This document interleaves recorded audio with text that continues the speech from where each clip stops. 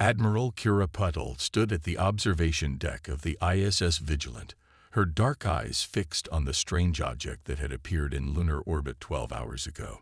The cylindrical vessel, if it could be called that, pulsed with an inner light that defied conventional physics.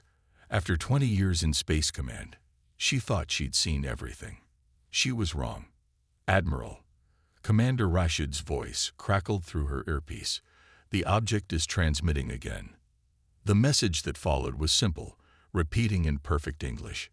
"Humanity has been noticed. The quarantine is lifted. Prepare for inspection." Kira's jaw tightened. Quarantine. The word echoed in her mind, confirming decades of conspiracy theories and unexplained phenomena. They had never been alone, merely isolated, watched, contained.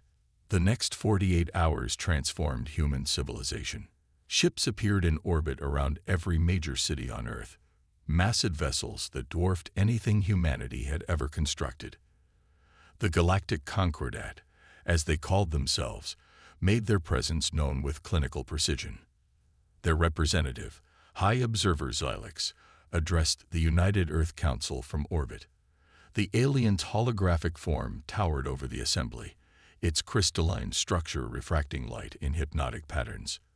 "Your species has achieved sufficient technological advancement to warrant evaluation," Xylix announced.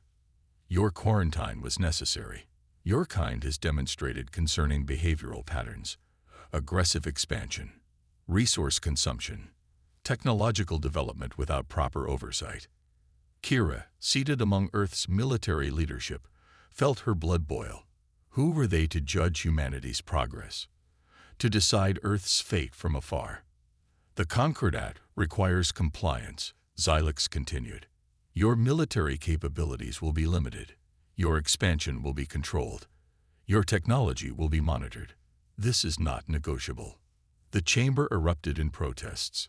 Centuries of human achievement, innovation, and sacrifice, all to be regulated by beings who had hidden in the shadows, watching and judging. Director James Harrison of the Global Defense Initiative rose to speak. "And if we refuse?" Xylix's crystalline form shimmered. "Refusal is not advised. The quarantine can be reinstituted with additional restrictions." The threat hung in the air like a sword, but humanity had not survived ice ages, plagues, and their own destructive nature by submitting to threats.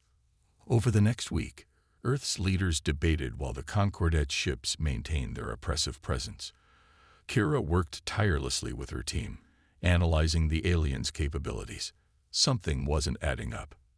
"Their energy signatures are massive," Lieutenant Kai Jung reported, pointing to his findings. "But they're inefficient, like they're brute-forcing their way through space-time." Kira leaned closer to the holographic display. "They're technologically advanced, but not necessarily elegant. Keep digging." The breakthrough came from an unexpected source. Dr. Nisha Patel, Kira's younger sister and quantum computing specialist, discovered patterns in the Concordat's communications. "They're using quantum encryption," Nisha explained, her hands dancing through holographic data streams, "but their methods are rigid, predictable. They rely on processing power rather than elegant algorithms. We can work with this." The pieces began falling into place. The Concordat's technology was advanced, yes, but it lacked human ingenuity. They had achieved their dominance through age and accumulation rather than innovation. When the Concordat demanded Earth's answer, humanity was ready. The United Earth Council convened one final time. Director Harrison stood before Xylix's imposing hologram. "We've reached our decision," he announced, his voice steady. "Humanity rejects the Concordat's terms." "This is unfortunate," Xylix responded. "The quarantine will be." "No," Harrison interrupted. "You misunderstand. We're not finished. Humanity does not recognize the Concordat's authority. We will not be contained. We will not be controlled. And we are not afraid." Xylix's crystalline form pulsed with anger. "You cannot hope to resist." The transmission cut off mid-sentence. Across Earth's orbit, quantum virus packets, developed in days by Nisha's team, began infiltrating Concordat systems, their rigid encryption crumbling before human ingenuity. All ships, execute Operation Prometheus, Kira commanded from the Vigilance Bridge. Hundreds of stealth satellites, hidden in debris fields and asteroid clusters, activated simultaneously. Their purpose, not to attack, but to observe, to learn, to understand the enemy's every weakness. The Concordat's response was predictable, a show of force. Energy weapons powered up, targeting Earth's major cities. But humanity had spent centuries preparing for extinction-level threats, developing contingencies for everything from asteroid impacts to nuclear war. Global defense shields, a technology kept secret even from most of humanity, flickered to life. The Concordat's initial barrage dispersed harmlessly against quantum-reinforced barriers. "Send the message," Harrison ordered. Across every frequency in every language, Earth broadcast its response. You hid in the shadows, watching us struggle and grow. You judged us without understanding us. You thought you could contain us. You were wrong. Humanity will not be quarantined. We will not be controlled. We are not your experiment. We are not your subjects. We are humanity, and we choose our own path. The first battle for Earth's freedom was about to begin. But humanity had already achieved its first victory. They had surprised the Concordat. For a species that prided itself on knowing and controlling everything, surprise was a weapon more powerful than any energy beam. As Kira watched the Concordat ships reposition for combat, she allowed herself a small smile. They had no idea what they were dealing with. Humanity hadn't survived and thrived for hundreds of thousands of years by being predictable or easily controlled. All ships, battle stations, she commanded. Show them why Earth was never meant to be contained. The galaxy was about to learn an important lesson. Freedom wasn't just a human ideal. It was a human necessity. And necessity had always been the mother of human invention. He Concordat expected a conventional war. They positioned their warships in textbook formations, their energy weapons charged and ready. What they didn't expect was humanity's first strike to come from within their own systems. Quantum intrusion successful, Nisha reported from her command center deep beneath the Himalayas. Her fingers danced across holographic interfaces as she coordinated with AI systems worldwide. Their ships are running on predictable algorithms. Complex, but predictable. The Concordat's first sign that something was wrong came when their targeting systems began to fail. Not dramatically, but subtly. Measurements off by fractions of degrees, power distributions fluctuating within normal parameters, but never quite optimal. High Observer Xylix, from their flagship, broadcast across all frequencies. Your primitive cyber attacks cannot harm our superior systems. Admiral Kira Patel, watching from the Vigilant, shared a knowing look with her bridge crew. Primitive, she mused. Funny how they still haven't noticed what we're really doing. The truth was, humanity wasn't trying to shut down the Concordat systems. They were learning from them. Every attack was a probe, every intrusion a lesson. Earth's quantum computers, distributed across thousands of hidden locations, were analyzing centuries of Concordat technology in real time. Battle groups Theta and Sigma. Execute Operation Hydra, Kira commanded. What appeared to be a frontal assault by Earth's space fleet was actually an elaborate deception. As the Concordat's massive ships moved to engage, they didn't notice the microscopic swarms of quantum-linked nanobots being left in their wake, attaching to their hulls like digital barnacles. Lieutenant Zheng's voice crackled over the secure channel. Phase 1 complete, Admiral. We're reading their ship architectures down to the molecular level. The Concordat's response was predictable. Overwhelming force. Their energy weapons carved through space, but found only holographic targets and drone ships. Earth's actual fleet had already scattered, using maneuvers that seemed chaotic, but followed complex fractal patterns. They really don't understand us, do they? Nisha commented to her sister over their private channel. All this technology, and they never learned to think differently. That's their weakness, Kira replied. They evolved through accumulation, not adaptation. Execute Phase 2. Across the solar system, humanity's true strategy unfolded. The nanobots weren't weapons. They were teachers. Each one was analyzing Concordat technology, feeding data back to Earth's quantum networks. Centuries of technological development being reverse-engineered in hours. Director Harrison addressed the United Earth Council. The Concordat built their empire on hoarded knowledge. They think they're protecting the galaxy by controlling access to advanced technology. But they forgot one crucial detail. Humans don't just use technology. We understand it. We innovate. We improve. The first real blow came not from weapons, but from understanding. Earth's quantum networks had decoded enough of the Concordat's tech to identify a critical flaw. Their faster-than-light drives operated on principles that were incredibly powerful but fundamentally inefficient. All ships implement Protocol Omega, Kira ordered. The quantum-linked nanobots activated simultaneously, not to destroy, but to disrupt. Concordat ships found their FTL drives operating at reduced efficiency, their energy weapons requiring more power for the same output.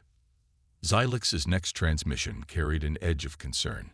Your resistance is futile. You cannot hope to match our technological superiority. We don't need to match it, Harrison responded. We've already surpassed it. The proof came moments later.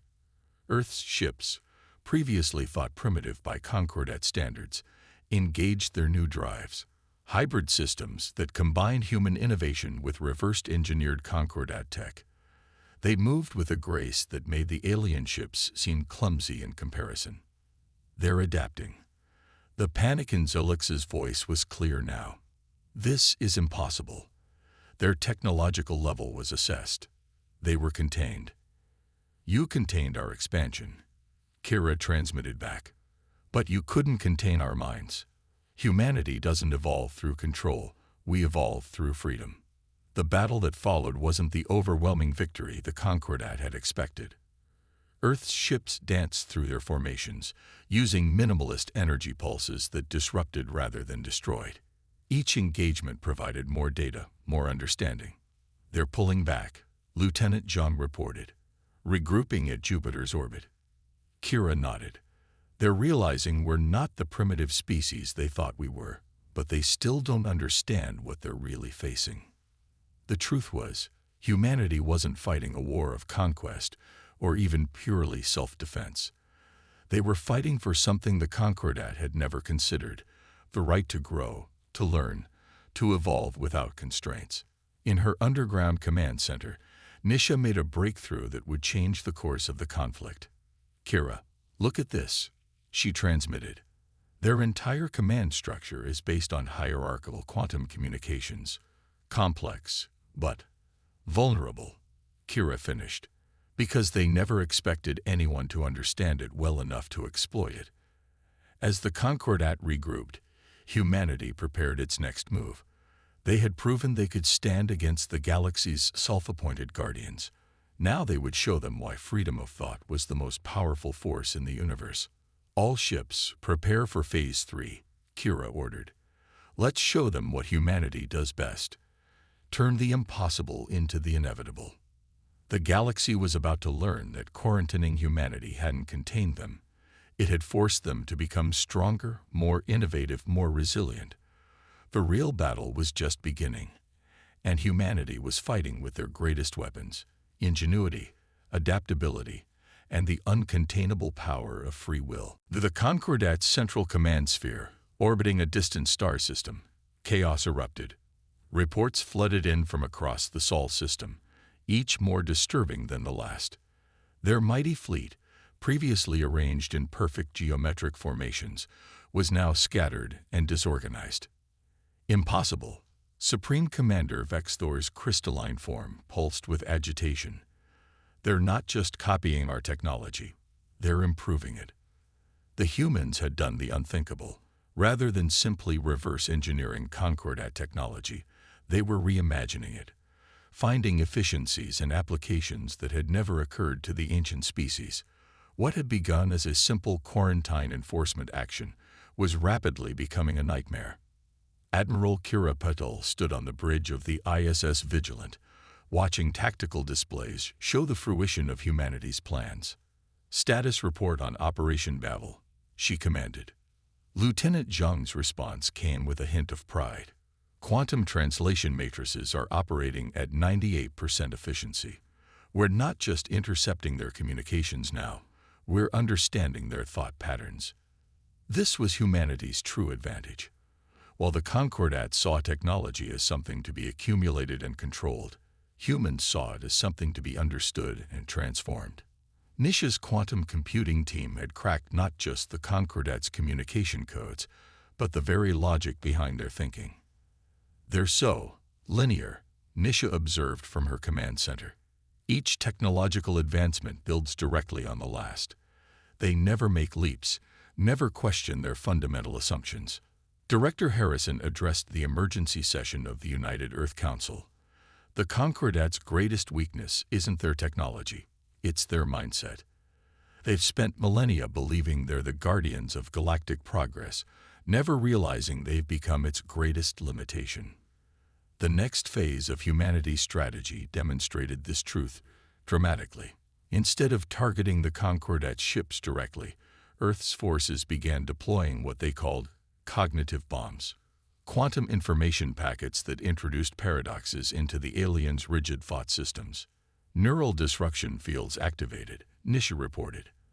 "Their command and control structure is experiencing cascading logic failures." The effect was devastating. The Concordat's hierarchical command structure, built on absolute certainty and unchanging protocols, began to break down.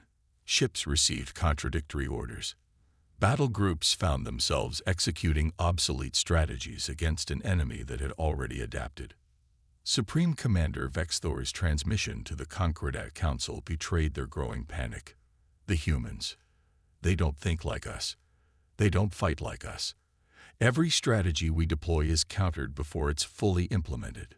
It's as if they're playing a different game entirely," Kira finished, though the alien commander couldn't hear her. "Because we are." The turning point came when humanity deployed their masterstroke, the Prometheus Protocol. Using their understanding of Concordat psychology, Earth's forces began introducing subtle variations in their attack patterns, each one designed to force the aliens to question their fundamental assumptions. "Look at their formations," Lieutenant Zhang observed.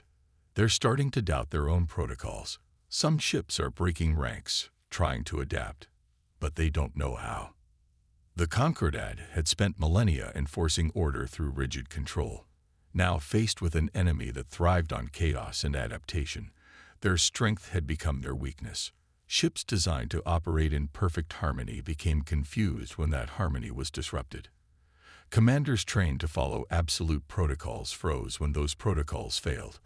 "All ships, execute Operation Chimera," Kira ordered. Across the solar system, Earth's fleet began implementing completely unpredictable battle strategies.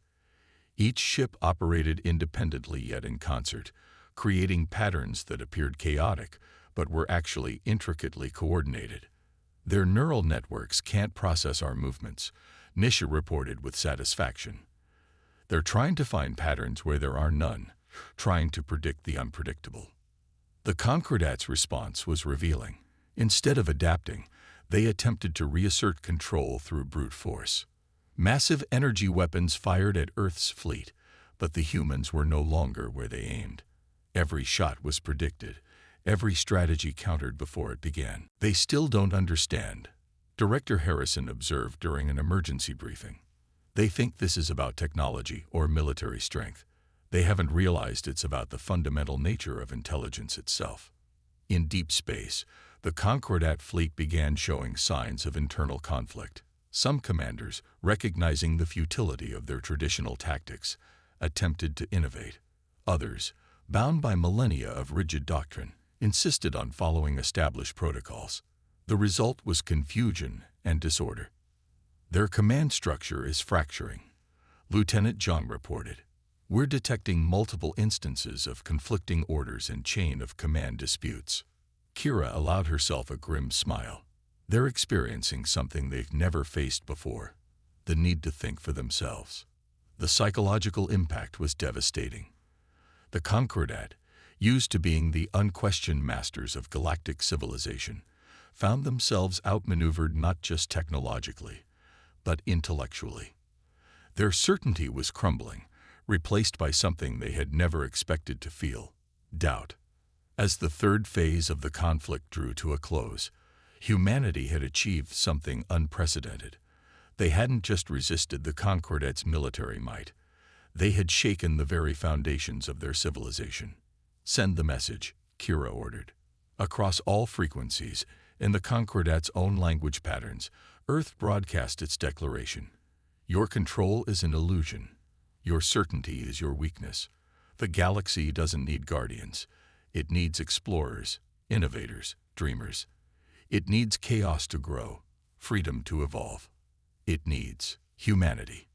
The battle for Earth's freedom was transforming into something larger, a battle for the very nature of galactic civilization itself, and humanity was proving that adaptability, creativity, and the courage to question everything were forces more powerful than any weapon the Concordat possessed. The Concordat's High Council convened an emergency session, their crystalline forms flickering with distress. For the first time in millennia, the self-proclaimed guardians of galactic order faced a crisis they couldn't control. "The humans have penetrated the outer rim defenses," a junior observer reported, their form pulsing with anxiety. "Not through force. They're broadcasting something across our networks. They call it ideas." Supreme Commander Vexthor's form darkened. "Ideas? What kind of weapon is that?" But it wasn't a weapon. At least not in the conventional sense. Humanity had begun transmitting their history, their literature, their art, their scientific theories across the galaxy. Stories of revolution, of innovation, of overcoming impossible odds. The effect on younger species under Concordat control was electric. Admiral Kuropatl reviewed the reports from deep space with satisfaction. "The quarantine worked both ways," she explained to the United Earth Council. "While they were watching us, judging us, thinking they were containing us, they were actually giving us the greatest gift possible, the freedom to develop without their limitations." The Concordat's rigid hierarchy began crumbling from within. Younger members of their society, exposed to human concepts of individual initiative and creative thinking, began questioning centuries of doctrine. Ships started breaking formation not because of human attacks, but because their crews were beginning to think independently. "They're experiencing their first renaissance," Nisha observed, monitoring the quantum communications, "and they don't know how to handle it." Lieutenant Zheng's tactical displays showed something unprecedented. Concordat ships were adapting their patterns, but not in response to orders from above. They were innovating on their own, inspired by human examples. "The hardest chains to break are the ones you don't know you're wearing," Director Harrison mused during a strategy session. "We're not just fighting their fleet, we're breaking a cycle of control that's lasted for millennia." The final confrontation came not in battle, but in an unprecedented moment of transformation. The Concordat's younger leaders, inspired by humanity's example, initiated what they called the Great Liberation, a peaceful but powerful revolution within their own society. High Observer Xylix, once humanity's greatest opponent, stood before the combined councils of Earth and the Concordat. Their crystalline form showed signs of change, irregular patterns that would have been considered flaws in the past, but now represented something new: adaptation. "We believed we were protecting the galaxy," Xylix admitted, their voice carrying across space. "But we were stagnating it. Humanity has shown us that true progress comes not from control, but from freedom. Not from uniformity, but from diversity. Not from certainty, but from questioning." Admiral Patul stood at the head of Earth's delegation, her expression firm but hopeful. "We never wanted to destroy the Concordat," she declared. "We wanted to free it, just as we wanted to free ourselves." The declaration that followed would reshape galactic civilization. The Concordat would transform from a controlling force into a collaborative council, with humanity taking its place as a full member. Their role would not be to restrict progress, but to facilitate exchange and cooperation between species. "Let this be known across the galaxy," Director Harrison proclaimed, standing alongside Zilix. "The age of quarantine is over. The age of exploration begins." Nisha's quantum networks, once used to break the Concordat's control, now became conduits for sharing knowledge across species. Lieutenant Zhang's tactical innovations became the foundation for a new approach to galactic defense, one based on adaptation and cooperation rather than rigid control. Earth's ships, once seen as primitive, became templates for a new generation of vessels that combined the best of multiple species technologies. The Concordat's ancient knowledge, freed from the constraints of rigid doctrine, flourished in combination with human innovation. As the new era dawned, Admiral Kiripatil stood on the observation deck of the ISS Vigilant, watching ships of multiple species moving freely through space. The galaxy had been transformed not by force of arms, but by force of ideas. "We did it," Nisha said, joining her sister on the deck. "We showed them a better way." Kira nodded, her eyes on the stars. "We showed them what humanity truly is, not just adaptable, not just innovative, but transformative. We change everything we touch, not because we want to control it, but because we can't help but dream of how it could be better." The final message broadcast across the galaxy wasn't a declaration of victory, but a promise of partnership. From Earth to the stars, let us explore together, dream together, grow together. The greatest adventures await not those who seek to control the future, but those who dare to imagine it. And so the galaxy entered a new age, one where humanity's greatest gift, the ability to imagine, to question, to dream, became not a threat to be contained, but a light to guide the way forward. The quarantine had failed, but in failing, it had succeeded beyond anyone's wildest dreams. It had protected humanity's most precious resource, the freedom to become something more than anyone thought possible. The stars beckoned, and this time, all species would answer the call together.